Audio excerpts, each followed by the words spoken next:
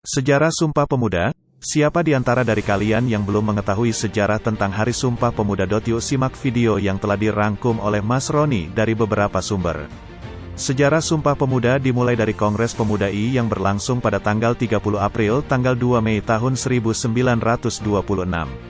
Kongres tersebut dihadiri berbagai organisasi kepemudaan dari berbagai daerah seperti Jong Java, Jong Sumatra Nenbon, Jong Ambon, Sekar Rukun, Jong Islamiyeten Studrenden Minahasas, Jong Bataksbon serta pemuda kaum Teosofi.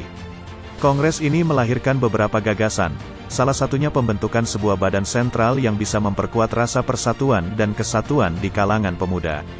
Namun karena adanya perbedaan pendapat, hasil kongres menjadi tidak tercapai. 2 tahun berselang, sebagian pemuda mencetuskan Kongres Pemuda II yang digelar 27 sampai 28 Oktober tahun 1928. Panitia kongres ini berisi orang-orang yang berasal dari latar belakang organisasi pemuda.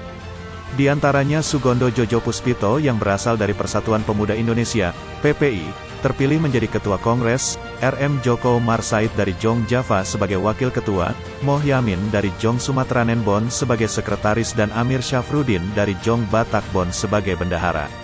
Kongres Pemuda II digelar dengan tujuan melahirkan cita-cita semua perkumpulan pemuda-pemuda Indonesia, membicarakan beberapa masalah pergerakan pemuda Indonesia, serta memperkuat kesadaran kebangsaan dan memperteguh persatuan Indonesia.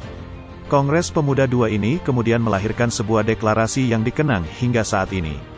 Salah satu tokoh yang paling berjasa dalam merumuskan deklarasi tersebut adalah Moh Yamin. Saat kongres berlangsung, dia menuliskan gagasan Sumpah Pemuda dalam sebuah kertas.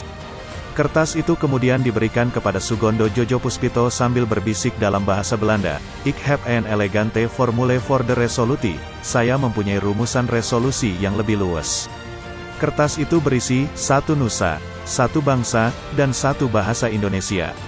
Selanjutnya Sugondo memberi paraf pada secarik kertas tersebut sebagai tanda ia setuju.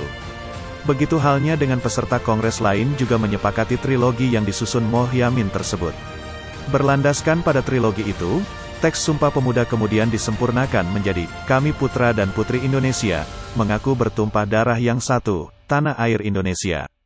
Kami putra dan putri Indonesia, mengaku berbangsa yang satu, bangsa Indonesia.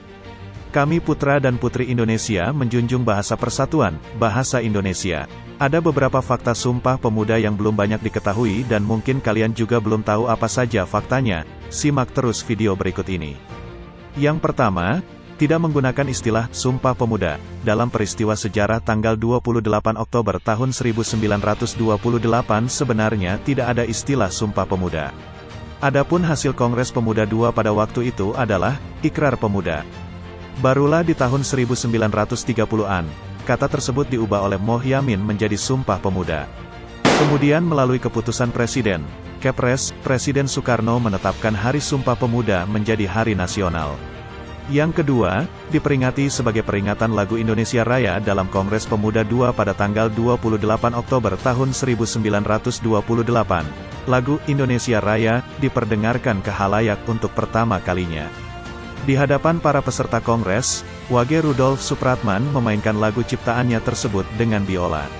Setelah selesai memainkan lagu Indonesia Raya, para peserta kongres meminta agar lagu tersebut dinyanyikan. Setelah melalui diskusi, akhirnya Indonesia Raya dinyanyikan dengan sedikit perubahan lirik demi keamanan karena kongres diawasi oleh aparat kolonial Hindia Belanda. Kata "merdeka" dalam lirik lagu tersebut dihilangkan dan diganti dengan kata "mulia". Yang ketiga, menggunakan ejaan Van Ophuisen. Tidak banyak yang mengetahui bahwa ternyata naskah asli Sumpah Pemuda ditulis menggunakan ejaan Van Ophuisen. Van Ophuisen adalah ejaan yang digunakan pada masa penjajahan dulu untuk menulis kata berbahasa Melayu, menggunakan gaya penulisan yang bisa dimengerti oleh orang-orang Belanda. Namun kemudian penulisannya diubah menggunakan ejaan bahasa Indonesia yang baku. Gimana, semoga video ini bisa menambah ilmu dan membuat kalian mengetahui fakta-fakta yang ada di dunia ini ya gengs.